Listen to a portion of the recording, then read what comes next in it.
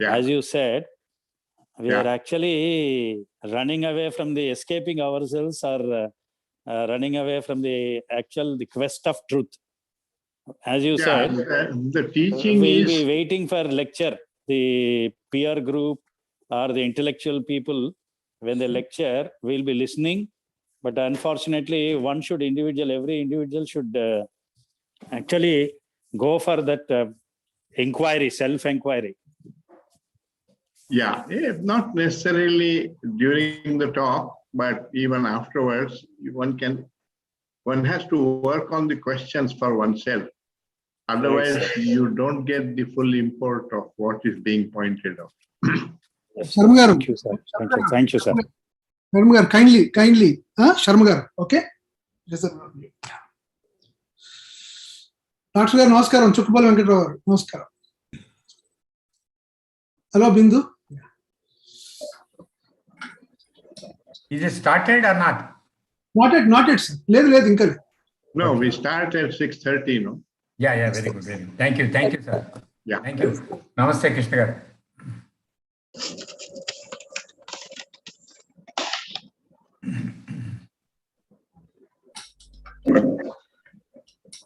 By my watch, about 5 minutes more.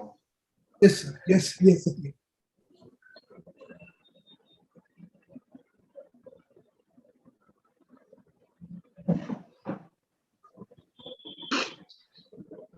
Welcome, Kamlesh ji. Welcome. Welcome, Yakambaresh Rao. Welcome, sir. Namaste, sir.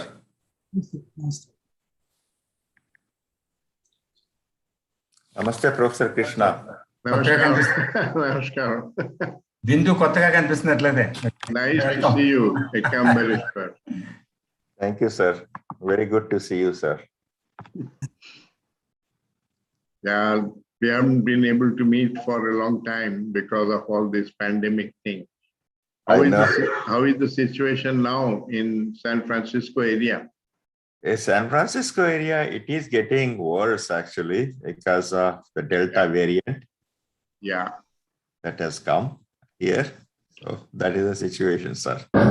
Yeah, because there was going to be an international trustees meeting in Ohio last year itself, and that got cancelled and postponed to this year. But I'm doubtful that this year also it can actually be held, or it will be done only online. Probably, yeah. Yes. Although the retreat center has opened there. Yes, sir, it has opened. Yeah. It is off of Highway 1. It has opened. Yeah.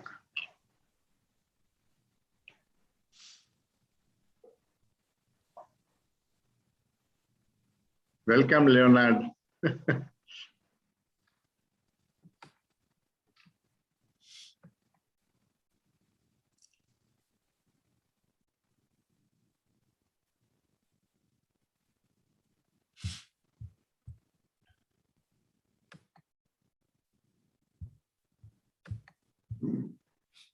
Chakrapani garu, Namaste,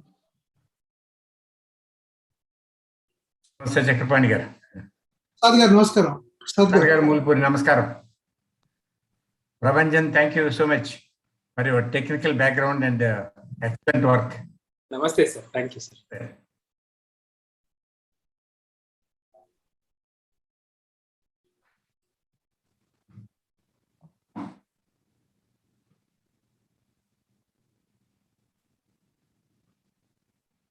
Professor Krishna, namaskar. Namaskar. Dr. garu, Chakrapani garu, swagatam. Namaste, Murthy garu.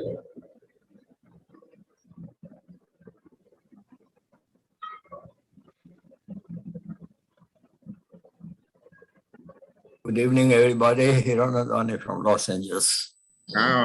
Jaya has come. Jaya Hiranandani has joined us. Oh, welcome, sir. Welcome. It must be 6 o'clock in the morning there. Yes, I got up at about 5 and He still has he's still Indian. Very lazy. Welcome, Devakumar. Welcome. Salva Kumar garu. Salva Kumar. Prasad Mulpuri garu, swagatam. Namaste, sir. Namaste. Namaste. Krishna, how is Meenakshi? We are both well, Very good. but getting old. Yeah. Even I'm also feeling the old age. Yeah, Really. yeah, I know. And how are your children and families? They are all doing quite well. Good. Welcome, Dubeji. Welcome, sir. Dubeji, welcome. Dubeji, where is Dubeji? Dubeji in the second. Thank you. Thanks a lot. Thank you. Namaste, Dubeji. Namaskar. Namaskar. Welcome. Thank you, Pranam, sir. Dubey, Thank you. Pranam, Pranam.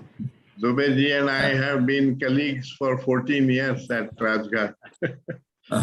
Wow, very nice, very nice. Yeah. Dubeji, I saw you. This is Hiranandani. I saw your biography. You are from IIT Kharagpur, civil engineer. Yes. And I got my BTech in 1960, MTech in 63, and also served on the faculty from 60 to 66.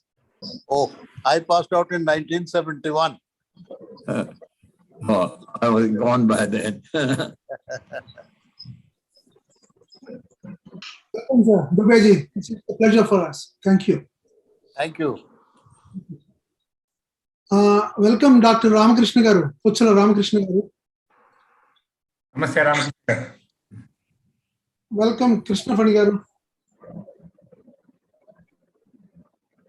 Thank you, sir. Thank you. Maybe we should start. We have 50 people already. Yeah.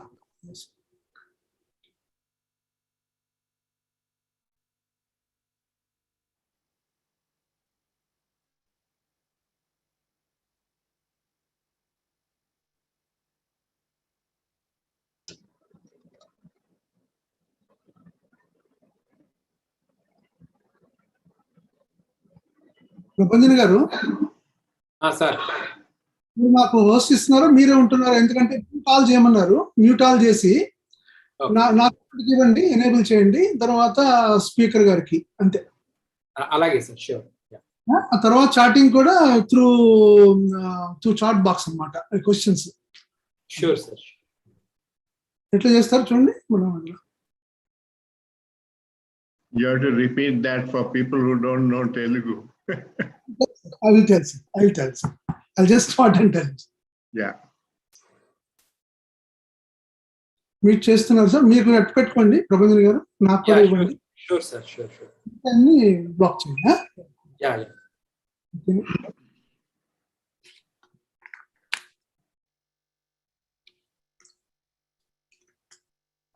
JK Study Center, Vijayawada. Today is the 9th October 2021. We extend a very, very warm welcome to all of you for our 100th Zoom session. And we cordially welcome Professor Krishna sir, our guest speaker of the evening. He has kindly consented to deliver a special talk on our 100th Zoom session. We welcome all our well-wishers and friends, both India and abroad. And there are very prominent human beings in our midst. I again welcome wholeheartedly each one of them. I am extremely grateful to Ekambare Garu. But for him, this special talk would not have been organized. We are really thankful to you, sir. Sir, during our sessions, last 100 Zoom sessions, every week, 2 hours, and we take up a chapter of Krishnamurti's book, and then everybody will share their understanding initially, later a discussion. And among our sessions, some issues raised with reference to whatever JK was talking was already covered by in the ancient literature. What is the new in it? This kind of view used to emerge. Secondly, another view has been emerging now and then is what JK says is practical. This kind of issues, as a profound learner of living, and whatever Kay said and all, I feel there is a unique way in which he dealt with humanity. He has sent a strong message to all of us to wake up. To understand all these issues, we requested Professor Krishna sir to deliver a talk on the topic, what is the unique contribution of JK to humanity? Professor Krishna sir will deliver his talk for about an hour, followed by question and answer session. And Professor Krishna sir preferred to have questions in the chat box, and I will read out and then for him to answer. Now I'll just formally introduce Professor Krishna sir. Though he is very well known, he needs no introduction, but nevertheless, as a formality,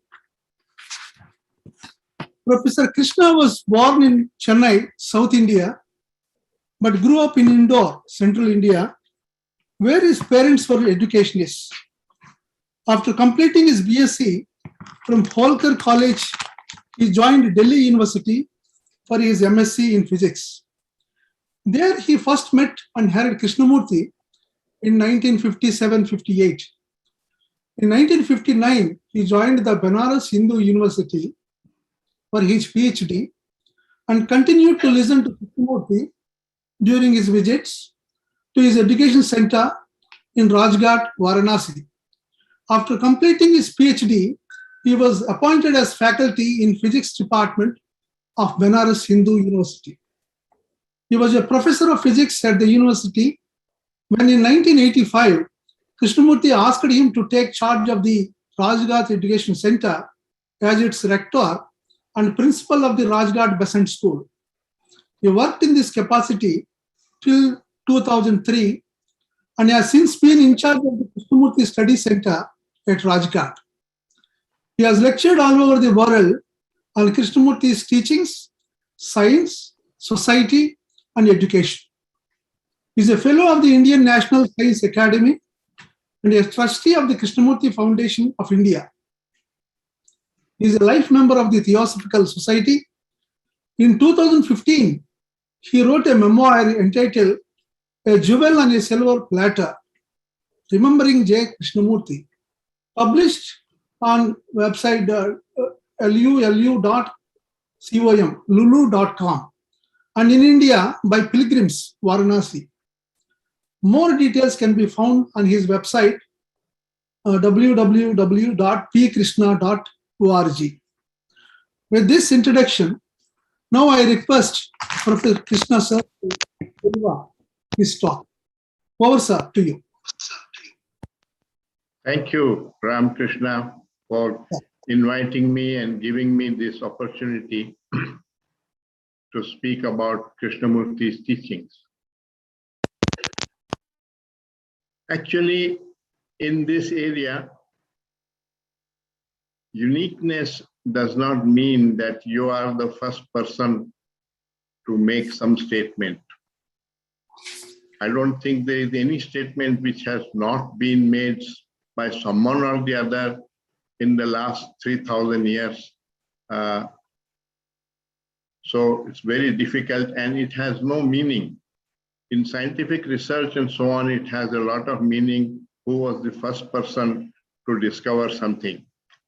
But in religious matters, the importance is not of who was the first person, but whether you have actually perceived the truth of that for yourself.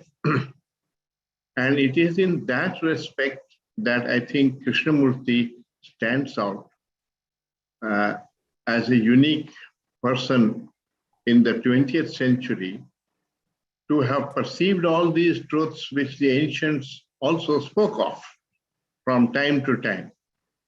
But it was veiled behind lots of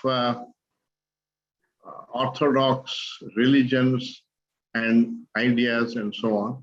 And he made it extremely clear In fact, in Varanasi, I have met a number of Buddhist scholars who said that after listening to Krishnamurti, we understood what the Buddha meant.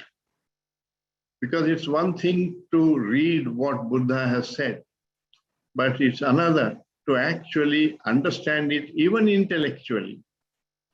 And more difficult than that is to come upon that truth for oneself. Now, Krishnamurti, as you all know, was picked up at a young age of 13 years by Annie Besant and C.W. Leadbeater, who predicted that this boy is going to be a vehicle of the world teacher. Through their occult powers, they saw that this boy was born highly evolved spiritually, with almost no trace of selfishness in his consciousness. How they came upon it and so on is a mystery, but they had a lot of occult powers which are beyond our normal senses. So it's a mysterious, but it has proved out to be correct. Otherwise, we would have regarded it as superstition. So he was brought up in the Theosophical Society because Mrs. Besant and Leadbeater adopted him, and in order to train him for the role of world teacher. Theosophical Society was a very liberal, broad-minded religious organization. It is so even today, because they respected all religions. And their view was that all religions are paths to the truth, different paths to the truth. But truth is beyond all religions. So their motto in the Theosophical Society, even today, is that there is no religion higher than truth. So that was the atmosphere in which Krishnamurti was brought up. And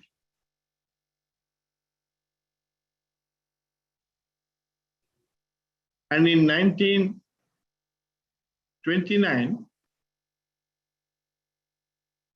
or a little earlier before that, he realized that even this fairly liberal interpretation for religion as the quest for truth beyond all religions was not enough. And that religions are not really a path to truth, that there can be no path to truth. Because truth is not an idea or a fixed point to be arrived at, which can be described and communicated to people. Unlike scientific truth and so on, which can be communicated in words or through mathematics and so on, the religious truth is at the level of perception. And you cannot give perception to another person. You can point it out. You can give him an idea of the truth. So he realized that the Buddha's words point to the truth, but they don't contain the truth. They point to the truth. And one has to find out for oneself. You have to be a light unto yourself, he said.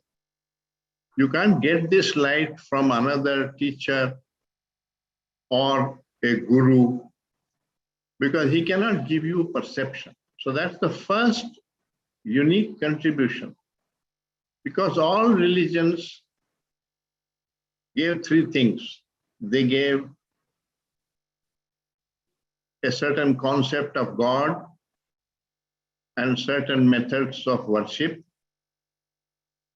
They gave a moral code saying what is virtue, what are virtuous actions, and what are evil actions, and that you must cultivate virtue and you must eradicate evil within you. And they gave various rituals and practices and so on.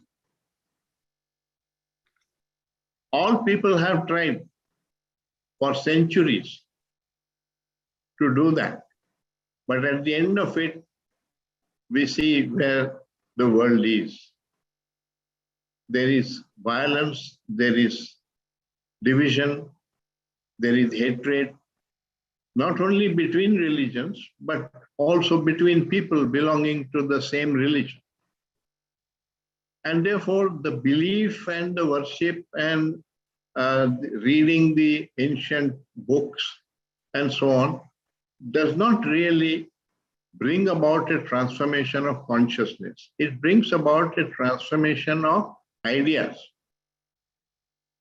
And the worship and the rituals may give you a feeling of peace temporarily, but the peace is subsequently disturbed because the causes of division and hatred have not been eliminated inside the consciousness of man. So he pointed out that all our problems originate at the level of consciousness, and that therefore we are the world. That means the world is the way it is. That world meaning the society, not nature. So our society is the way it is because we are the way we are. This is almost like chemistry, saying that if you start with calcium, carbon, and oxygen atoms, you will end up with calcium carbonate, whose properties can be determined.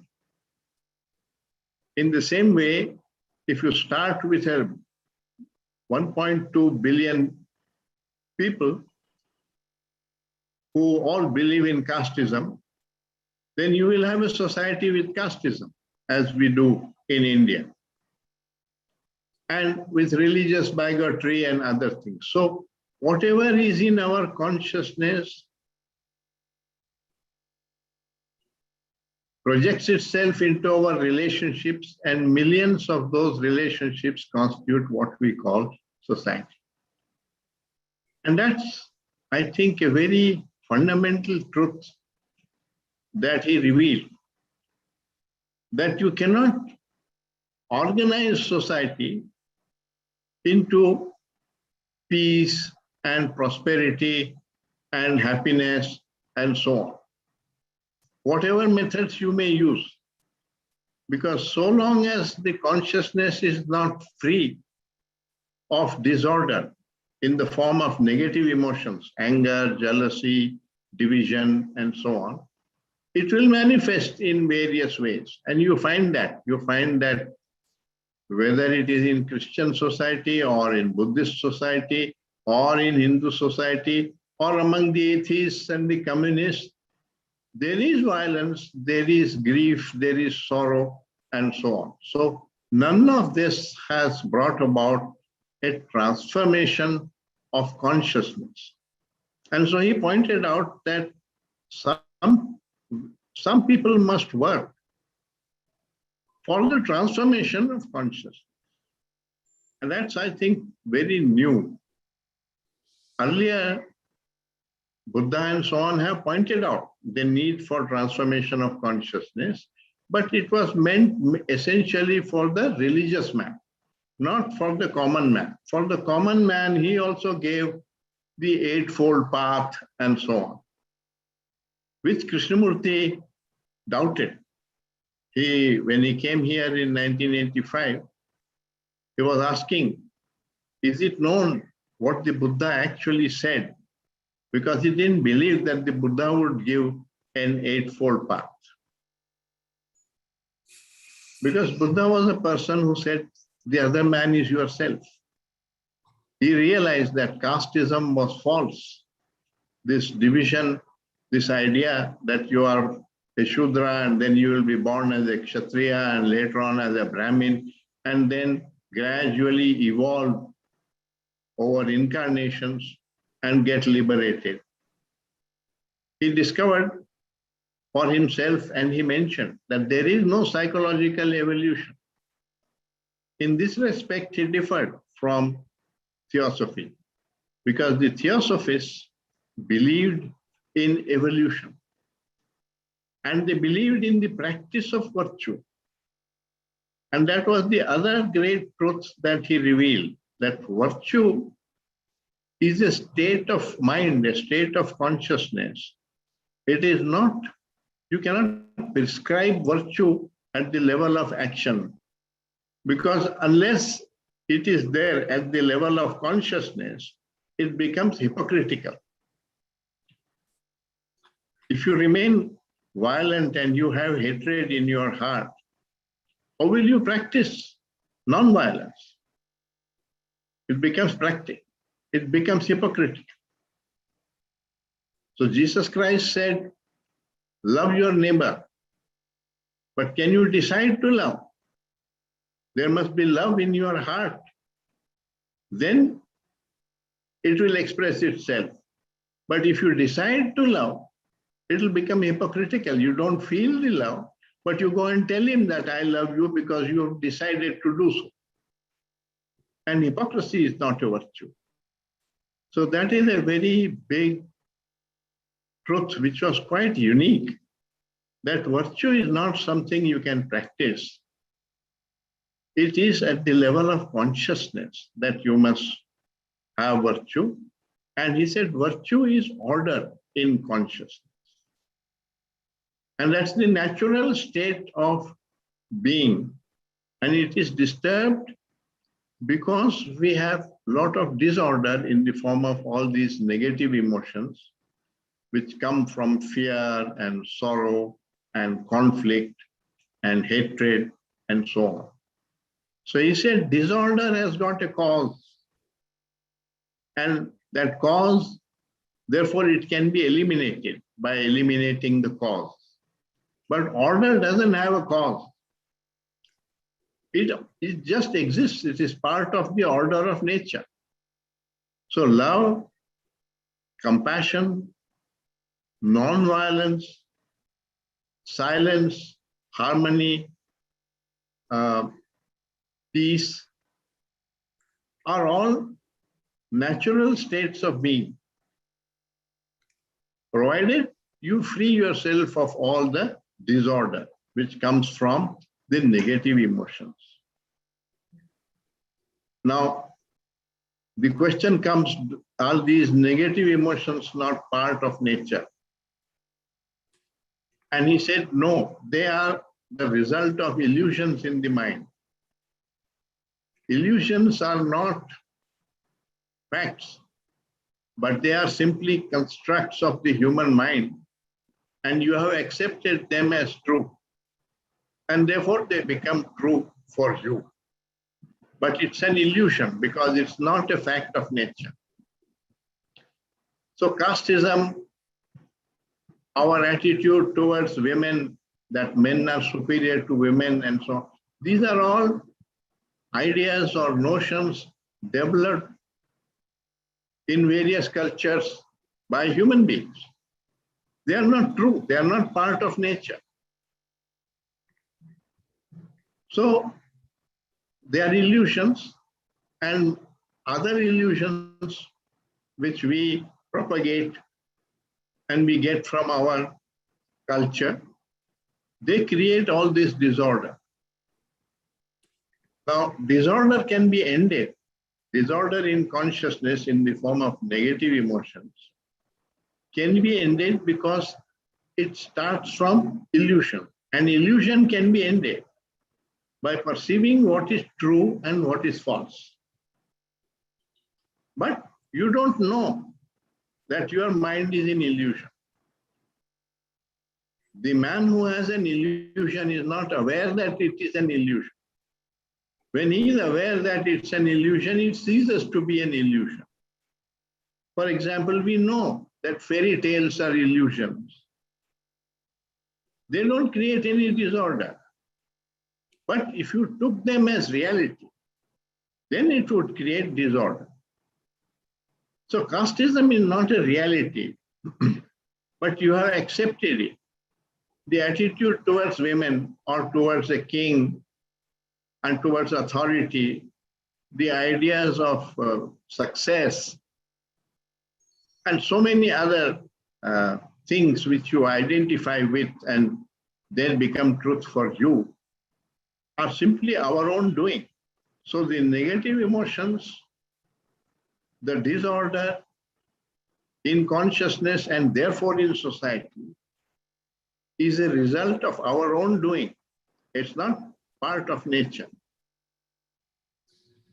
That's a great truth that he revealed. And I would point out a very stark instance of this, because when Gandhiji was murdered on 30th January 1948, soon after that, Krishnamurti was giving talks in Bombay, and somebody asked him, "Sir, who was responsible for the murder of Gandhi?" He gave a long reply, which you can read, but the gist of it was, each one of you who is divided from his fellow man on the basis of religion, on the basis of language, on the basis of caste, on the basis of nationality, is responsible for that murder. Now we think that only Godse was responsible, or a group of conspirators who planned the murder were responsible, and the law got hold of them and executed. So what does he mean? That all of us were responsible. If you examine a little deeply,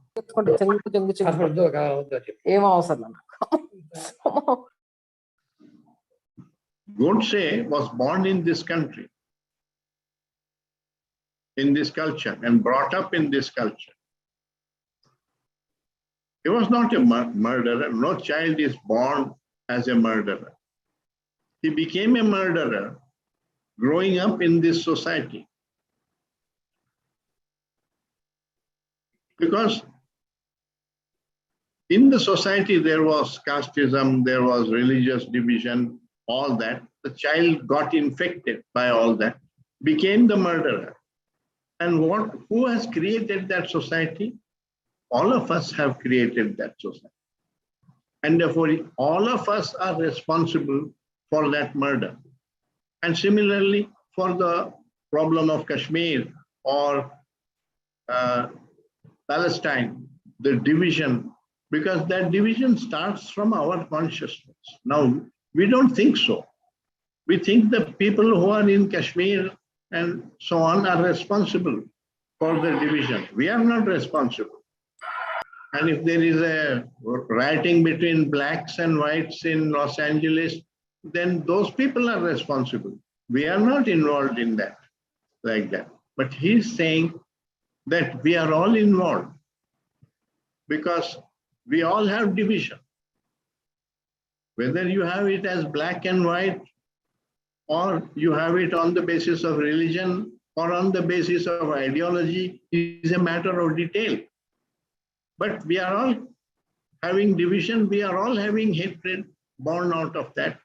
We are all violent, and that's what creates violence in society and in the world. So we are all responsible.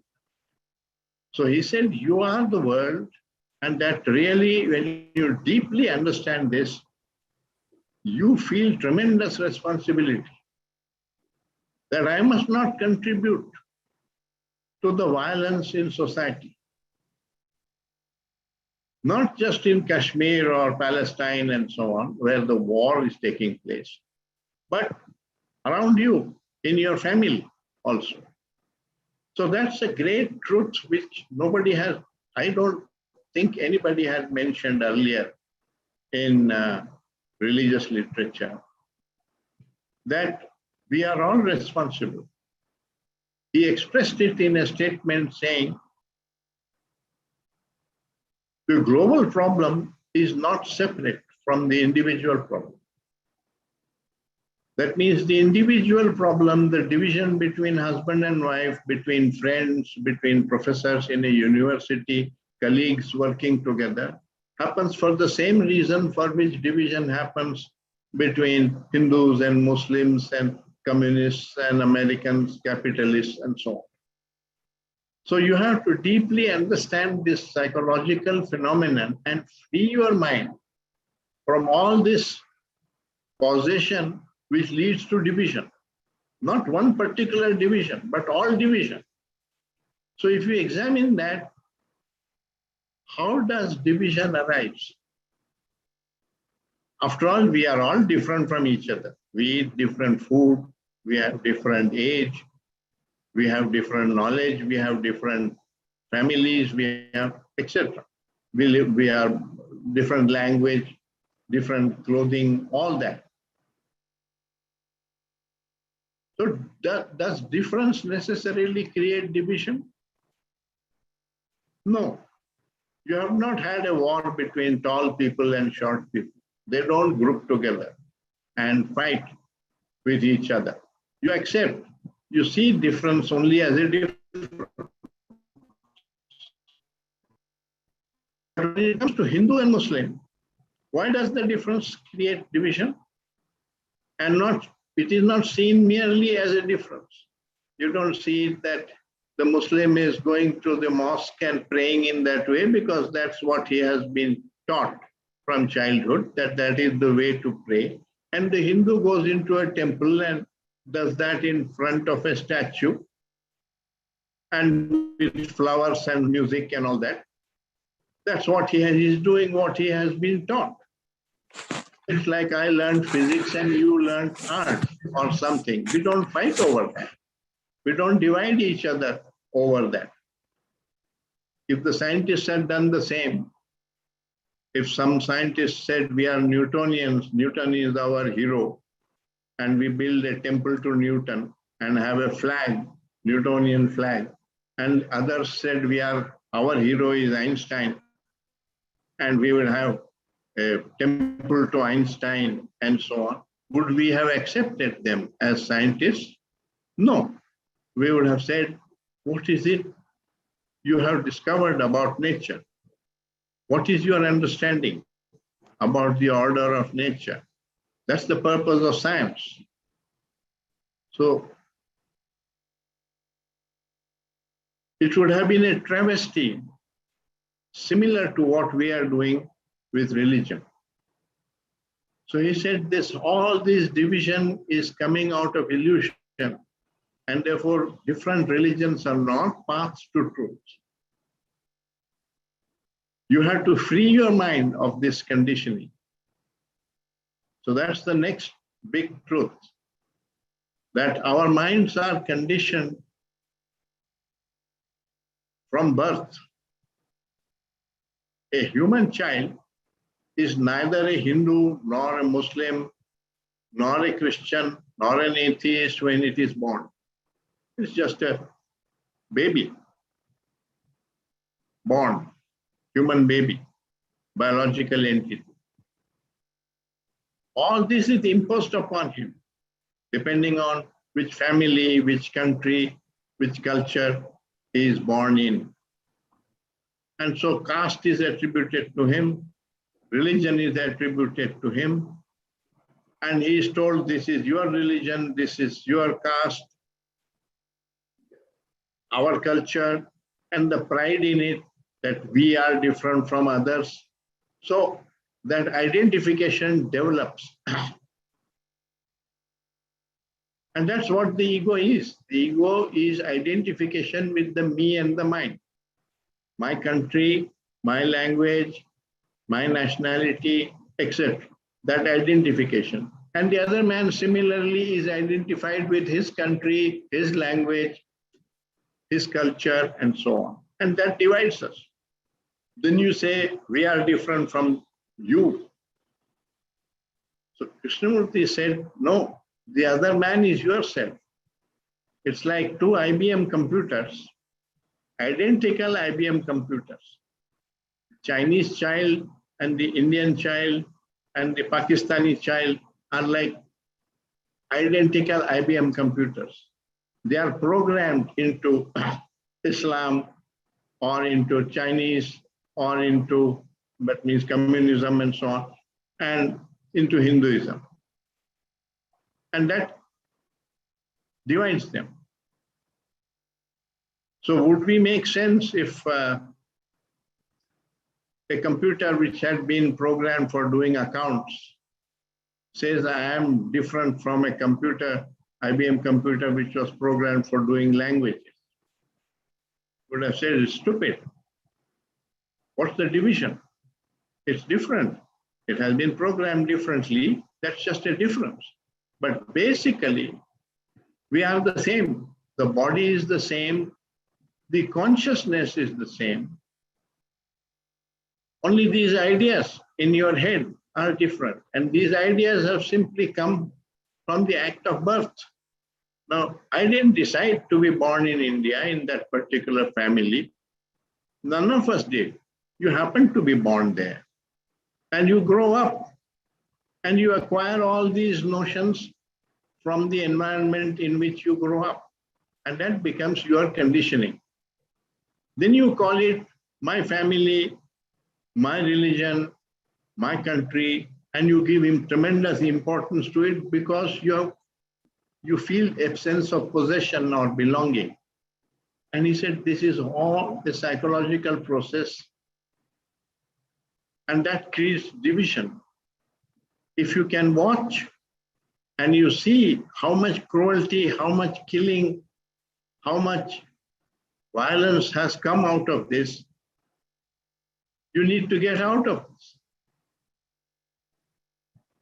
So he talked about the need to free oneself from conditioning. Freedom from conditioning is not absence of conditioning. It is full understanding of conditioning as just an environmental thing. Like we have the food that I eat is different from the food that you eat, just because we grew up with different food habits. But that doesn't divide us. We don't kill each other over that. We understand. In the same way, if you understand and you don't identify and don't feel possessive, it's this psychological possession identification which creates the ego, and that ego divides. So all division between Hindus and Muslims, between blacks and whites, between Palestinians and Arabs is born of illusion. So he said, it will never end so long as you don't end the illusion. And indeed, for the last 3,000 years, human history is full of war. We have all studied history in school and college and so on. And it's all a story of which king fought with which other king and won and all that, which determined the borders of nations. So all that is incidental. Actual truth or the fact is that the whole earth is one. And that all of us human beings are just born in different parts of this earth. And we don't need to fight with each other just because we are born in a different place and brought up with a different language and so on. But we have learned to identify and to possess and to feel proud of this conditioning of the mind. The ego is this pride in your own particular conditioning. You call it the culture, my culture, and own it. And behind it, it hides a lot of cruelty and a lot of violence by just simply calling it culture.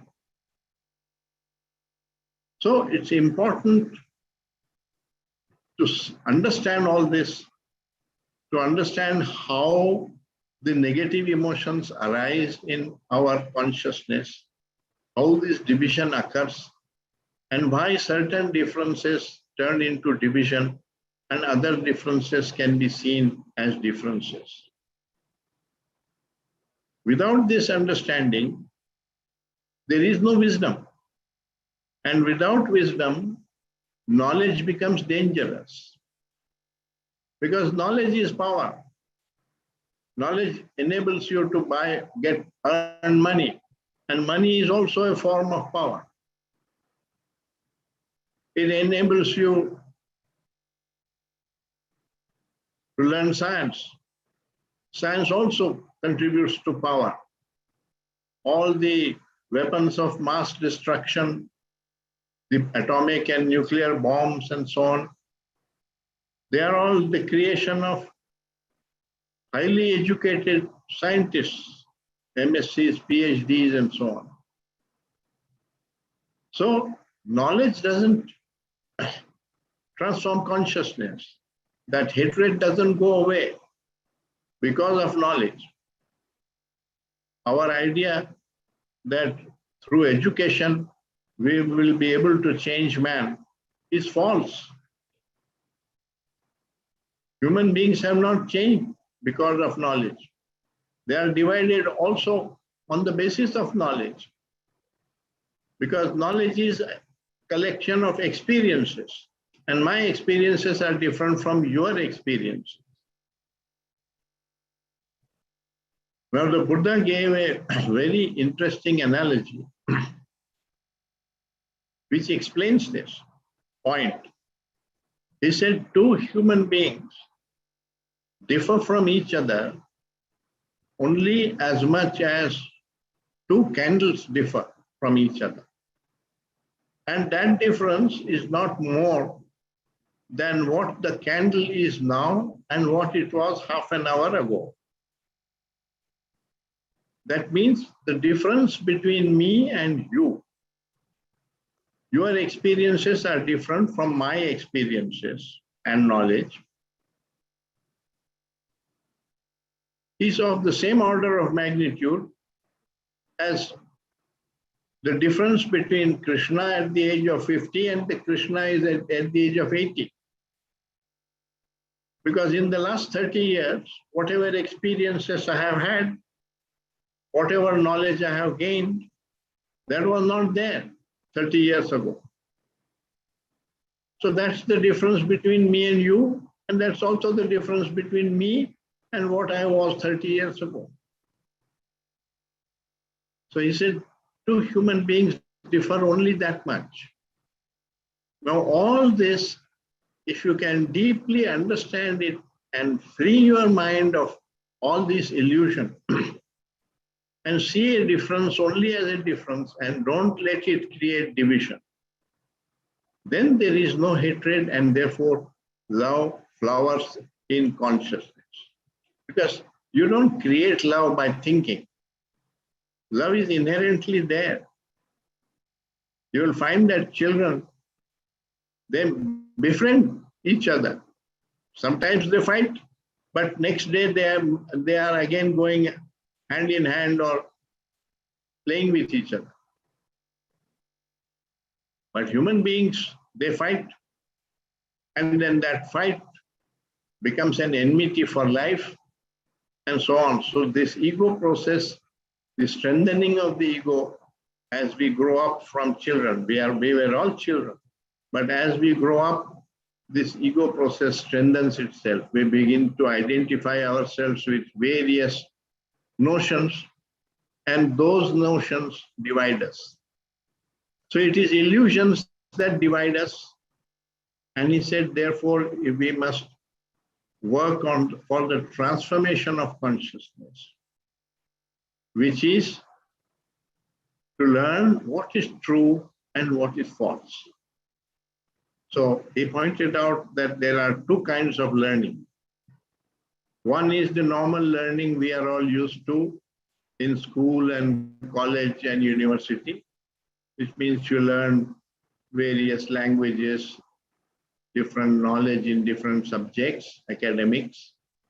You learn various arts, dance, music, techniques, skills. That's one kind of learning. It is cultivation of memory. And in the brain, there is the capacity grows, and therefore you can drive a car, you can, and so on. It's useful to do that. But that's not wisdom. That knowledge is not wisdom. Wisdom comes from the inquiry into what is true and what is false. Now, there are two kinds of inquiry. One is the scientific inquiry, which is about what is true and what is false in nature.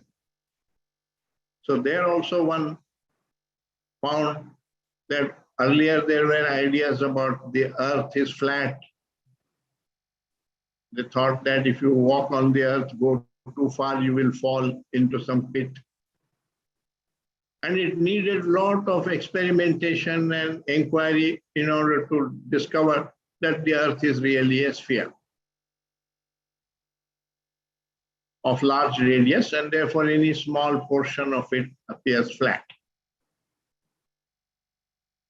Similarly, it appears as if we are at the center of the universe and all the planets rotate around us. The sun rotates around us and so on. The fact is that the earth is rotating around its axis and therefore gives you this appearance. So the appearance is not the truth. And in order to come upon the truth, you have to investigate, question, doubt, and come upon the truth. Krishnamurti is pointing out that a similar thing is true about the operation of our consciousness. That we have a lot of false notions. And only when you inquire into what is true and what is false, can you discover the false, and the false ends when you discover that it is false. And this learning is called self-knowledge. And self-knowledge is the key to wisdom. Because when the mind is full of illusion, there is no wisdom in that mind. It is living in a thought world of its own creation. It's not living in the real world. So he has pointed out that what we call religion is not really religion. What we call education is not really education. What we call love is not love. It's just sexual attraction or desire or attachment and so on. And that's not really the love that the Buddha or Jesus Christ talked about. So we don't even know what love is. But we all have opinions that love is the greatest thing in life. And everybody says, you should love, without knowing deeply what really love means. So unless you investigate what is the deeper meaning and what is the causation for the, which comes from the superficial meaning, which is the illusion, it doesn't end, and therefore consciousness does not transform. So that is a great truth. He pointed out that there has been no psychological evolution. That 3,000 years ago, we were divided and fighting each other with bows and arrows. And today also we are divided and we are fighting with each other with nuclear bombs and Kalashnikov rifles and so on, because of science and technology giving us the power. So science also has not eliminated war. It has added, made war more dangerous than before. And therefore, these two, knowledge and wisdom, must go hand in hand. For that, he pointed out that we must transform education. Education right now is simply cultivating knowledge and memory and skills, empowering the individual, but that power is used destructively, misused by the ego. And the ego is there because we don't have the wisdom. T.S. Eliot wrote a poem called The Rock. And he expressed this fact of the lopsided development of the human mind in that poem, in the last stanza, which I would like to share with you. He said, where is the life we have lost in living? Where is the wisdom we have lost in our knowledge? Where is the knowledge that we have lost in information? In 2000 years, the cycles of heaven take us away from God and unto dust. Because you will find that 2000 years ago, the main concern of humanity was to grow in wisdom. People like Socrates, the Buddha, Jesus Christ, Lao Tzu, and so on in different parts of the world, they were all engaged in coming upon wisdom. That was the major concern of the human mind. Then came this explosion of knowledge. Knowledge in agriculture, in architecture, in medicine, in science, all that. And somewhere we lost the wisdom.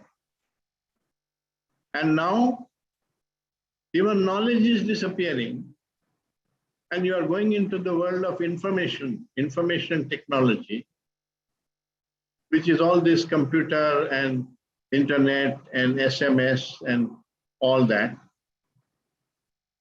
It has given speed, but we have lost knowledge, even that kind of literature, the love letters that Robert Browning wrote to Elizabeth Barrett. That literature, now nobody writes love letters like that. You send an SMS saying, I love you, and love is spelled as L-U-V, because you don't have the time to write L-O-V. So he's pointing out that from wisdom to knowledge, then from knowledge to information, we are going away from God and unto dust. I'm just expressing his opinion, which he put in that poem. I'm not advocating it as, but we need to look at it, listen to it. What is he saying? And that was what Krishnamurti wanted to correct. He said he wanted to change education. He started Krishnamurti schools, man's relationship with nature, with fellow man, with work, all that, our relationship with everything. The art of living, you have to learn. He pointed out that what is our relationship with pleasure? Should we pursue pleasure? If you pursue pleasure, you end up in addictions. And life gets spoiled. If you cut out pleasure, also life gets spoiled. So what is our right relationship with pleasure? Who is going to tell you that? From which book are you going to learn how much pleasure? So that's art of living. You have to learn it for yourself. But find out what is the right proportion. When does need end and greed begin? Who's going to tell you that line? You have to find out in your own life. What is your right relationship? There is a way to know what is wrong relationship. It will produce conflict in the mind, both within you and between you and your colleagues and so on. They create conflict. So the conflict is telling you you're not relating rightly in life. Learn about it. And that learning is part of self-knowledge, which is the key to wisdom.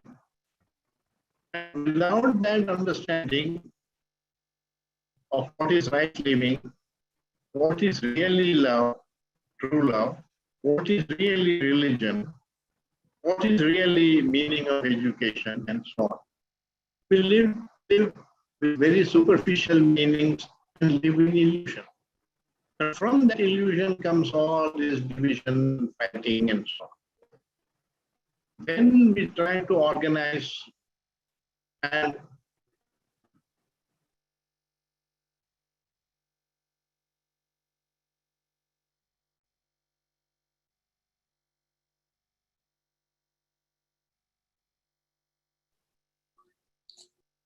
Professional sir, any problem? Prabhanjan garu? Sir, అంటే sir told that there may be some weak connection. No, we'll wait for some time, sir. So He has gone off. maybe The, I will join. he has gone off the screen. Yeah, you We'll can wait. will come only for audio because some problem may be there.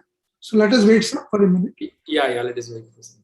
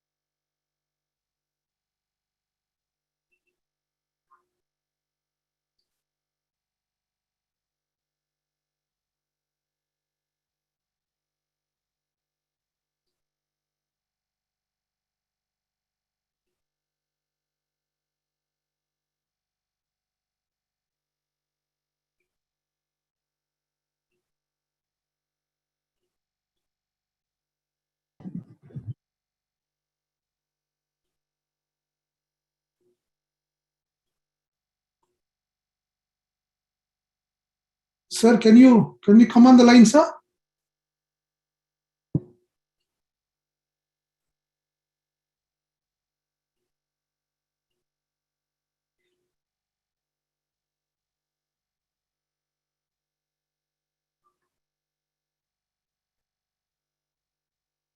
He is trying, sir. He's connecting. Just half a minute.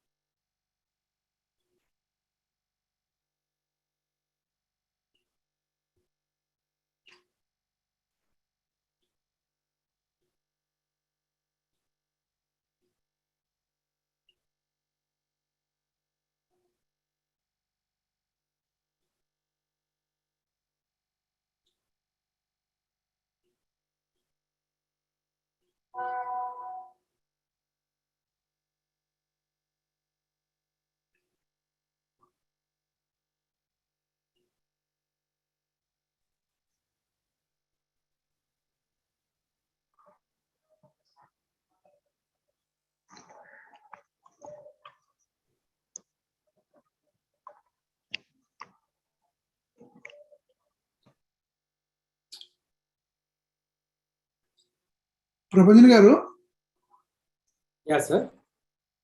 Chundi, is he coming any? Because maybe in the fourth slide he may be present. No, sir. We'll know. We'll know. I'm also keep watching on that. Yes. Sorry for the inconvenience, sir. He's coming just shortly. Just joining. Ramakrishna Garu, I think maybe network issues, and we may take this opportunity to explore and revise what we have heard. What a wonderful lecture it was. Yes, sir. Yeah, no, it is not ended, as you know, because he told in the advance that there is a problem with his internet. And No, we are all patient, sir. We are all patient and eagerly waiting. Yeah, please, sir, kindly.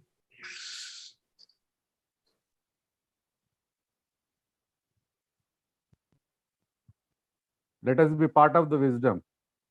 Yes, sir. Yes, sir. Yes. Thank you, sir.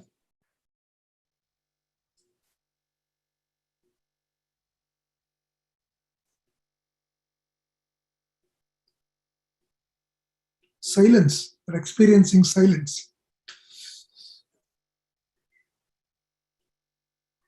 Experiencing silence together, sir. Yes, sir. Yes, sir. Yes, sir. Rare opportunity. Rare opportunity.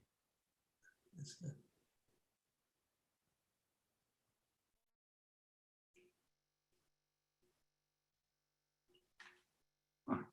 It is not the silence of wisdom. What, sir? It is not the silence of wisdom that Yeah. Krishnaji talks about. Brought our technology issues. I worked for 8 years in the Silicon Valley in San Francisco, and the first requirement of high technology is that it should not work.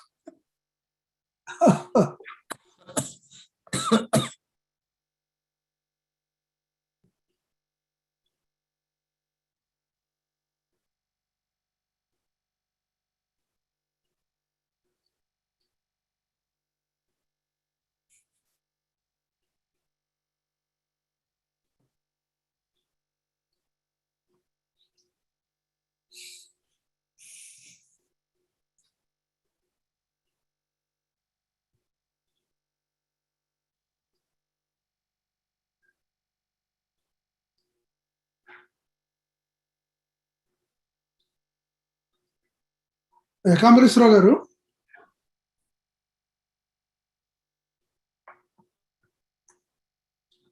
Ekambreswara garu.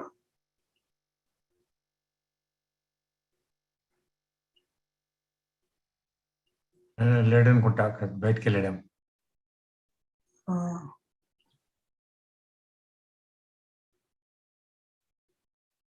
is there. Prabhanjan garu and కొద్దిగా unmute చేస్తారు. Ekambreswara garu. Ekambreswara garu.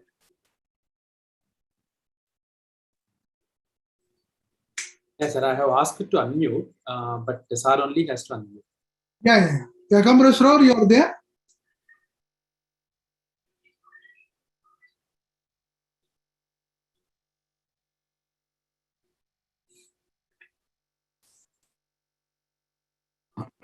Prabhanjan Garu, Yes, sir.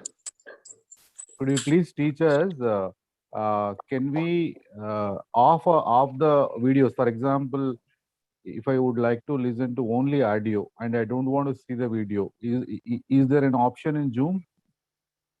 Dr. Krishna garu. Sir. Sir, please. Because I just want to make it practical as much. We are reaching Professor Krishna, sir. Kindly, please. Arvind Yes. Shukla. Arvind Shukla. Ekambreswara garu is unmuted. He's, I think, Yeah. Ekambreswara garu.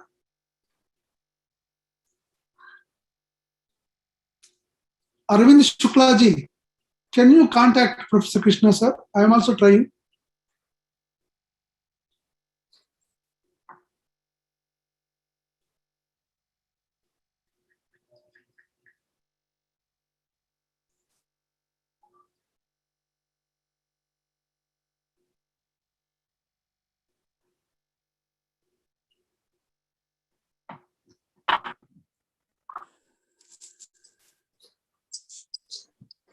Hello?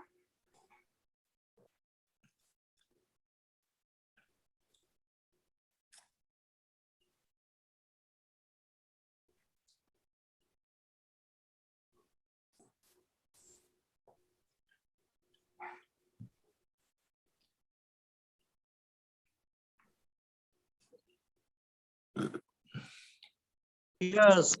So there is some network issue. Oh, Arvind Tripathi, yeah. Any problem? Good evening. Yeah, there's some network issue actually. Oh, can you contact him?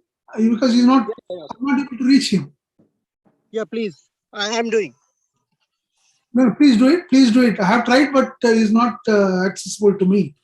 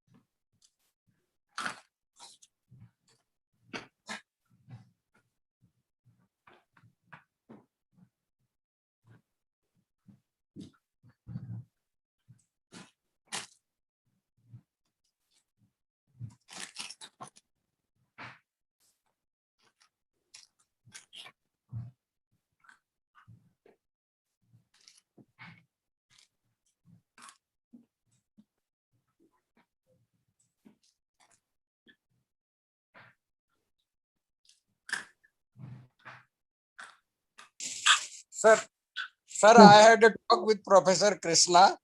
Oh. He is trying to contact on mobile. He will be calling someone from the outside. He Okay. is not able to connect with mobile. Okay. Contact someone. Okay. Comes here. Again.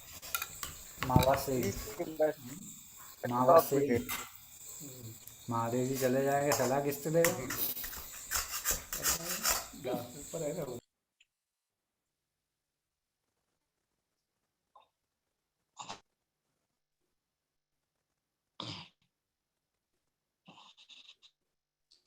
With mobile, he can reply. He is trying to contact with mobile. Okay, sir. Okay, but even then also, it's fine. It's not coming to us, no, so far. That problem is with network. Yeah. His computer is not allowing him. So he will be trying with mobile. Okay. Mobile. So he is calling someone from neighborhood. Okay, Who sir. can Okay. help him. Okay, sir. Okay. He is not acquainted with mobile. Okay. Okay. Okay. Okay. In the meantime, we can have some other. Yeah. Yes, sir. So really, we are thankful to each one of you for your presence in our 100th Zoom session. I just share with you our experience of our Zoom sessions. What we do is we take one chapter of a particular book, like Professor Anderson dialogues. There are 18 in number. So each, for 1 week, we will take one dialogue and we will announce 1 week in advance. Both video and text is made available through our WhatsApp group. And we expect both the speakers and also the audience to go through at least once the material made available. And the speakers will share their understanding of that particular topic. Thereafter, any questions, answers, discussion will follow. Likewise, we have completed Professor Anderson dialogues, and then we have taken up Brockford, in-depth features, 22 in number, each one by one. And thereafter, now currently we are in Awakening of Intelligence. Already 12 chapters are over. So one chapter, the beauty of Krishnamurti, as you know, is comprehension. And we expect the speakers to go through and then share their understanding. And such that, whatever the wisdom in the process, it can be disseminated in the group and followed by discussion. That kind of approach we have been following. Professor Krishna sir is connecting to us through audio. Welcome, sir.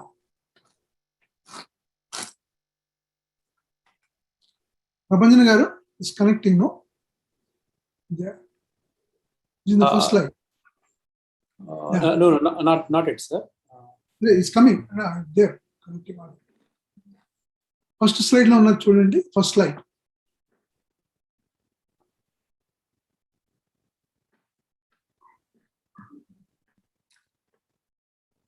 Yes, sir. I see P. No. Yeah, I see P. Krishna, sir. Yeah. Yes, sir. Professor Krishna, sir, can you hear us?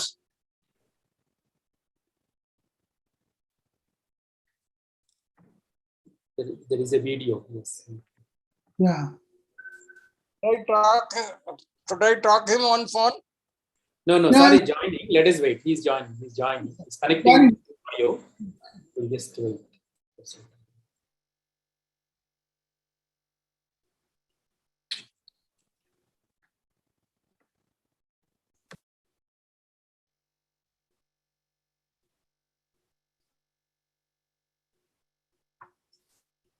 Is he connected, sir? Prabhanjan garu? No, sir. Actually, audio is not connected. Only video is connected. Audio Okay. looks there is some problem. I think he's trying, sir. Yeah. There is some problem.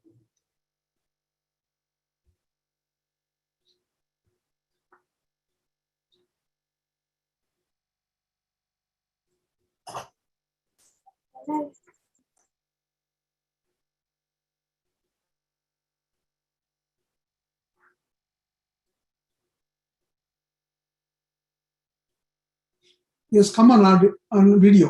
Yeah.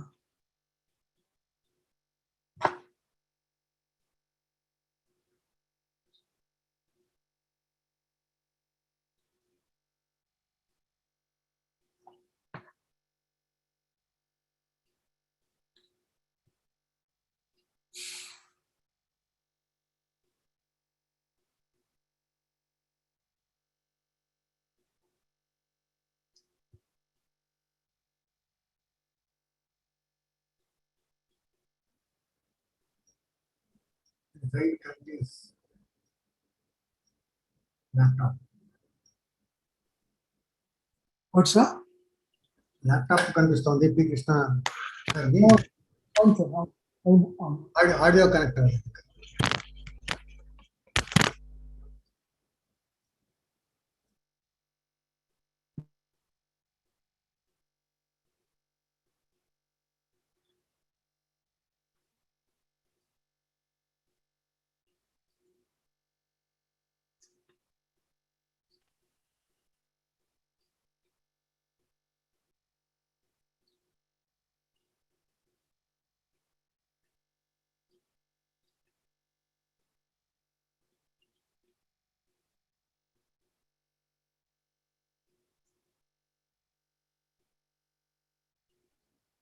Ramakrishna sir మీరు మాట్లాడితే ఆయనకు వినిపిస్తుంది. Yes, sir. Professor Krishna, sir, can you hear me? Professor Krishna, sir.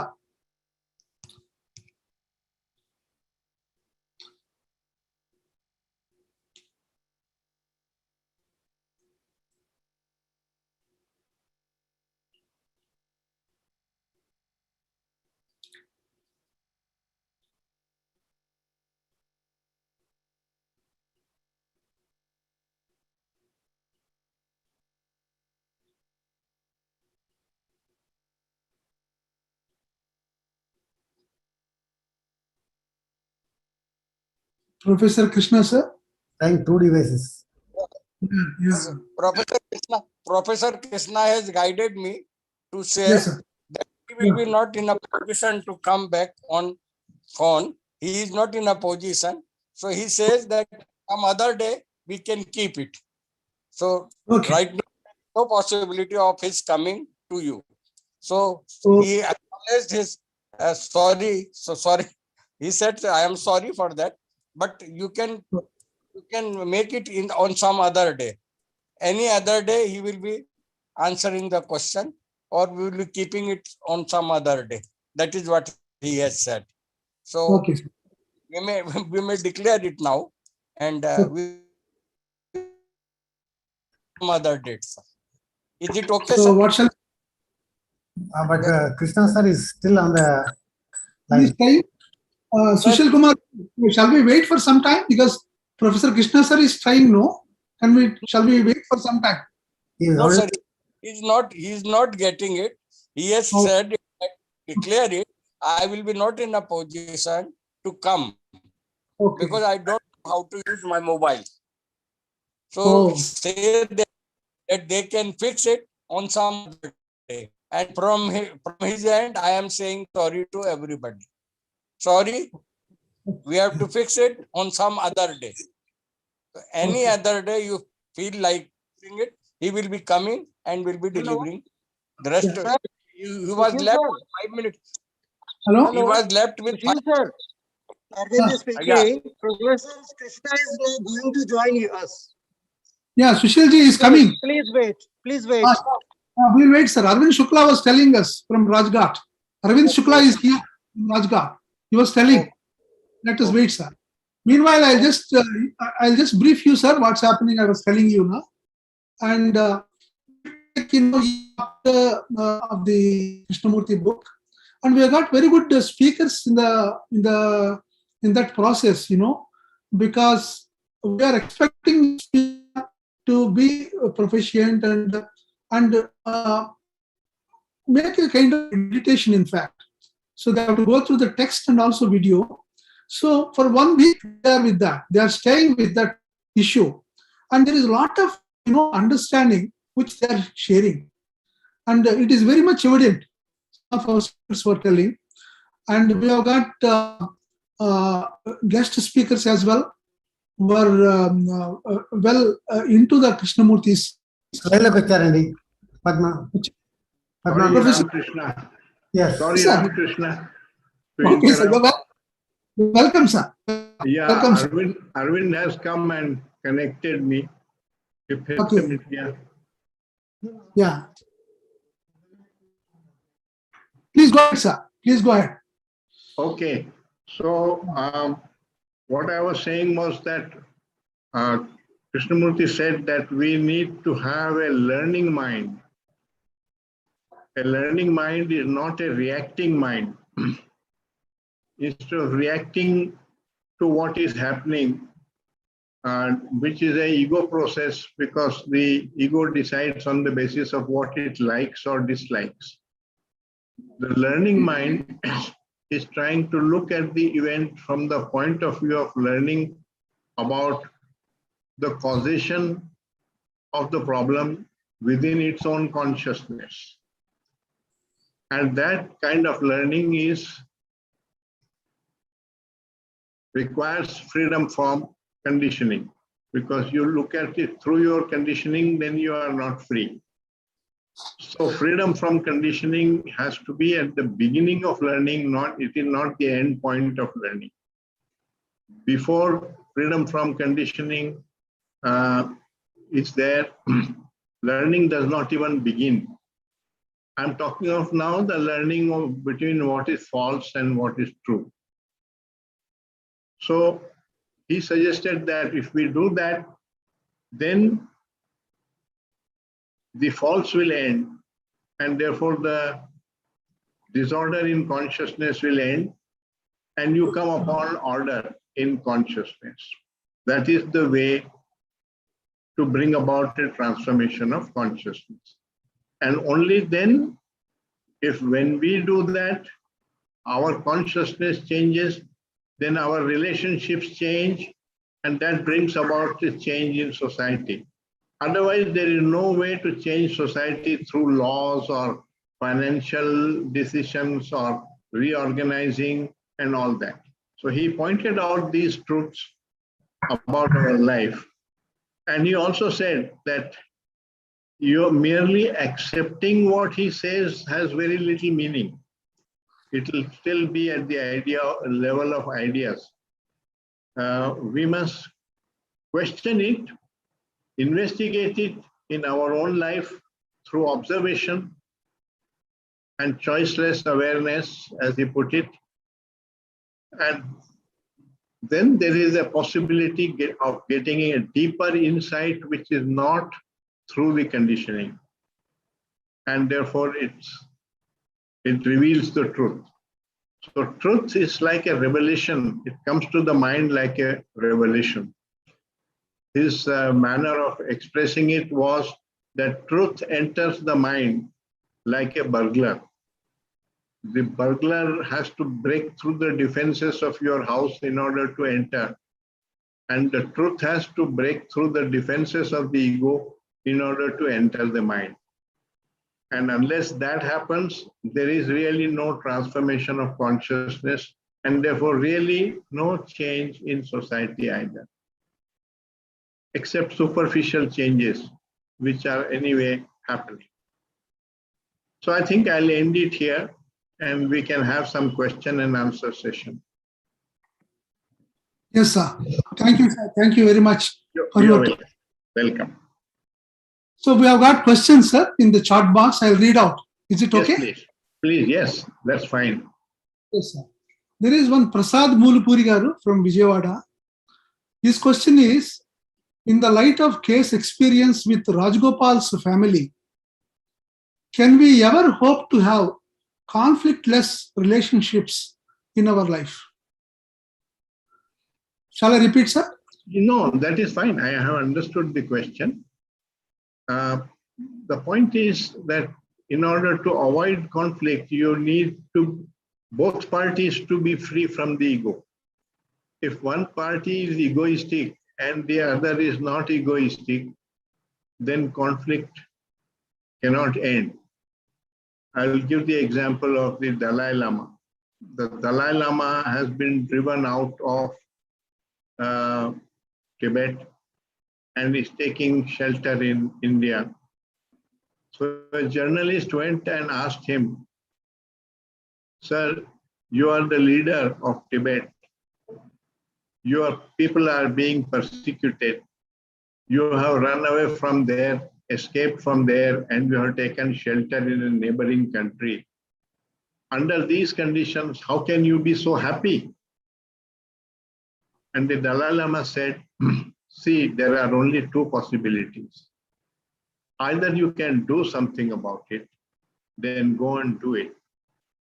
Or nothing can be done, then that's also all right." Now that is also all right, is tremendous wisdom, which says life doesn't have to come the way I want it to come.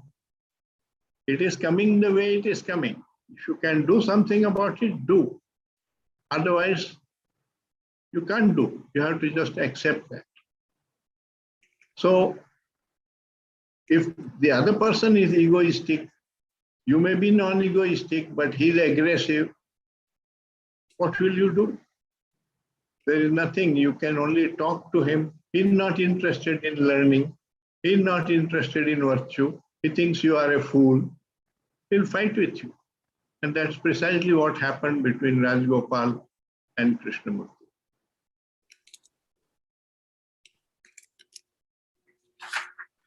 Next question, sir. Yeah, please. This is Dr. Subbarao garu from Vijayawada. Two questions, sir. One is, what and why illusions are born? Second question, the relationship between senses and thought. Illusions are born because we think and act out of self-interest. The greatest illusion of all humanity is that it thinks that acting out of self-interest is in their self-interest. It is not. Because everybody is acting out of self-interest, we have the condition in the world and in our society. Whatever is happening because everyone is only acting out of self-interest. They are not interested in the whole. They are only interested in themselves and their furthering their own idea and their own cause. Which means where there is self-interest, there is no love. And so that was one of the things Krishnamurti said to me in 1985 during his last visit. He said, "Sir, all the sorrow in the world is because we have not really learned to love from the bottom of our heart. That's all. That is the condition of man, that we don't know what love is. We know what ego is, self, which is self-interest. And we are acting out of that. In that case, you can only have the society that you are.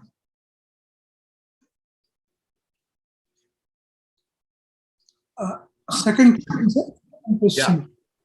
Relationship between senses and thought covered? Well, senses are part of nature. They have been gifted to us by nature in the course of biological evolution. We have to learn what is the right use of the senses. We have made use of them to acquire power and to further self-interest. And that's the mistake. If we were concerned with the whole, the welfare of the whole, then we would think very differently. I'll give you an example. Like I was principal of the Rajghat Basin School. So I had to take decisions. In considering those decisions, do I think of the whole of the school and all the people enrolled in it? Or do I think primarily of myself and further my own interest? So you will find that in government, all the politicians and so on are working primarily to further their own interest and their own ideology, not caring for the whole country. And that's the mistake. Gandhi ji had given to Nehru a talisman that whenever you have a doubt, think of the poorest man on the road and decide that, take that decision which will benefit him. So that is out of concern for the whole of humanity and not just for yourself. But when you think only of yourself, that is corruption. We regard it as corruption only when it is financial, but all self-interest is corruption because you are thinking only of your interest and not the whole. No, that's not right action. Yes, thank you, sir. Yeah. Dr. Subbarao garu, relationship between learning and self-knowledge. There are two kinds of learning. One is the acquisition of knowledge and skills, and the other is this learning what is true and what is false. The difficulty in the second one is that we are not aware of what is false. We think it is true. The terrorist has a belief that he has to kill the people of the other religion who are infidels, and that will take him to heaven. He is working on that idea and living that. We may think that is an illusion, but he doesn't know that is an illusion. To him, that is the truth. In the same way, we have a lot of illusions which we are not aware of. So Krishnamurti pointed out a way of learning.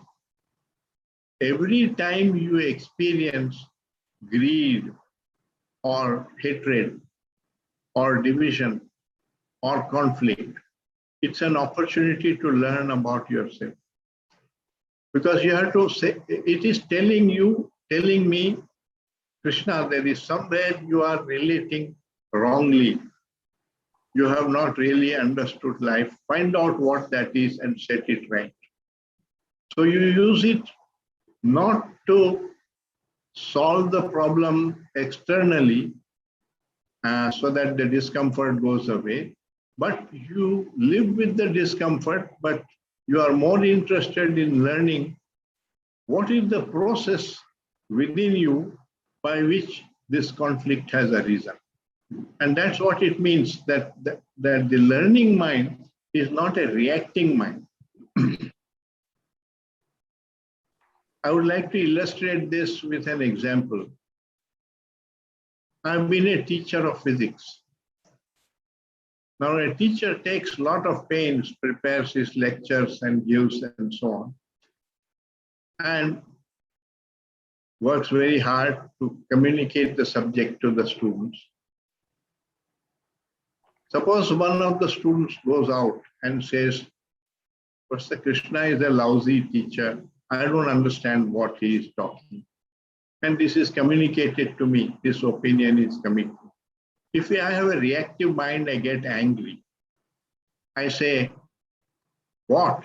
That fellow, I take so much pains to teach them, and he doesn't pay attention in the class. He doesn't do the homework. And then he badmouths me outside, spoils my reputation. Wait till he comes back. I'll talk to him and see that he cannot do this. So there is anger, there is revenge, and all that process, ego process starts. But suppose I take it, I have a learning mind. Then I take it as an input of information that there is a student who is not following my lectures. So I ask myself, is it the only one, or there may be others in the class? Then I go next day and I ask in the class, did you follow what I said yesterday? And I find that there are a number of others who have not followed. So I ask them, I question them, and I find that I have been assuming a certain level of knowledge on their part, which is not there. So I need to go back and teach them that elementary part before I can communicate what I want to communicate. So I have used that input of that information to improve my teaching, my role as a teacher, instead of reacting and getting angry and so on. That's the difference between the learning mind and the reactive mind. And this kind of learning mind enables you, brings about a transformation of consciousness. So Krishnamurti said, the learning mind is the true religious mind. Not, he said, the temples and churches are not religious places because there is no learning taking place there.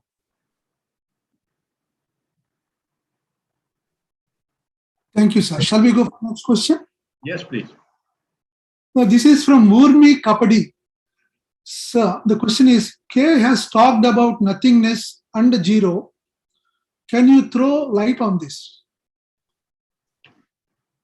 Not firsthand, because I have not come to that state myself.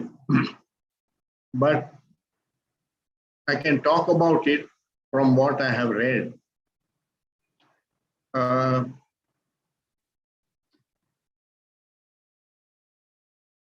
If you free yourself of conditioning, and therefore there is no reaction happening in your mind, then you live only with passive awareness, watching what is taking place and learning from it. And all the thought which is the result of reaction is not there. And therefore that in that state, thought is silent. And that silent mind is the learning mind. That's how I understand it. And that means it is, at that moment at least, it's a vacant state, empty state. Shall we go to next question, sir? Yeah, please. It is from Chaitanya. The question is, when the source consciousness is one, why this duality? One, truth versus false. Two, illusion versus wisdom. Why this duality? Because thought creates all this, no? The animal is not capable of this kind of thinking. Therefore, is not capable of creating illusion. He just lives with his senses, and his reactions are completely natural. Whatever instincts, nature, biology has put into him, he responds to that. We have replaced that intelligence of nature, which is functioning in our body, by the way, and maintaining tremendous order in the body without much thought or effort on my part. Now, why doesn't that same intelligence of nature act in the consciousness? It does, but we have supplanted it with the intelligence of our own thoughts. And Krishnamurti says, there is no intelligence without compassion. Compassion is a quality of the heart. It's love and compassion are qualities of the heart. In 1984, in a talk in Bombay, he said, put your intellect in your heart. It has no value outside. It's a drastic statement. It has no value outside. Not that it is good, I can discover something, I found out something, and so on. Because without love and compassion, you live with war and insecurity and division. And within that, to make a bridge or make a slightly better car has very little significance. That's how I understand. Thank you, sir. You're welcome. The next question is Dr. C.V. Rao Garu.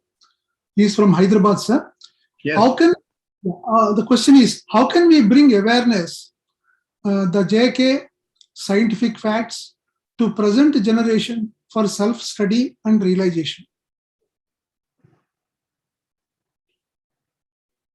You can't do it with the present kind of education. You need a completely different vision of education. I won't have the time to go into it, but in my book, which Ramakrishna mentioned, A Jewel on a Silver Platter, there is a chapter on education. If you don't have a book, you can go to my website and you'll find a number of articles on education, giving what Krishnamurti's vision of education was. And if we can create that kind of education. Shall we go to next question, sir? Hello? Interruption has come, I think.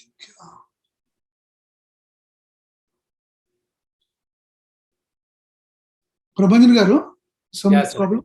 Yeah, I think again, there is a, I think disconnected, sorry. Disconnected. We'll wait, sir, we'll wait. Must be trying, sir, actually, because, once he understood, no, I think he will come back. Hopefully he will come back.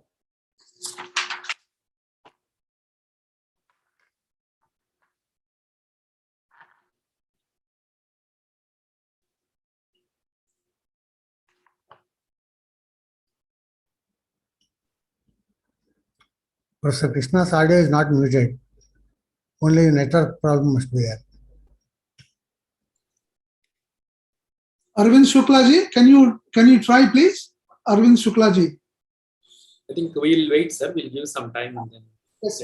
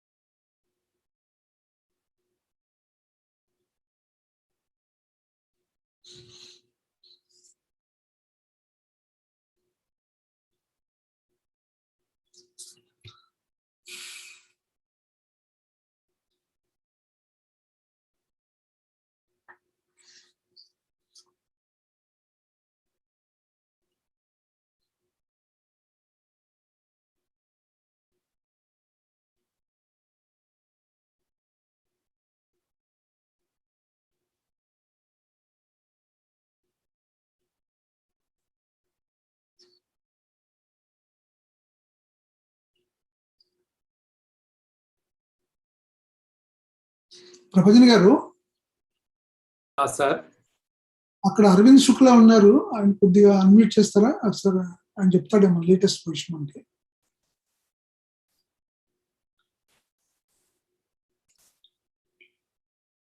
He is from Rajghat actually. Okay. No.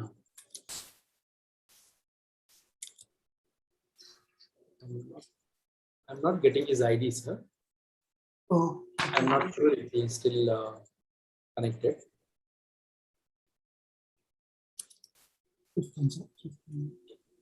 Should I call Dr. Krishna again? There is some interruption, sir, actually. Okay. So I am talking to him and will inform you. What did he say? Please talk to him, sir. At least let him come on audio, if not video, sir.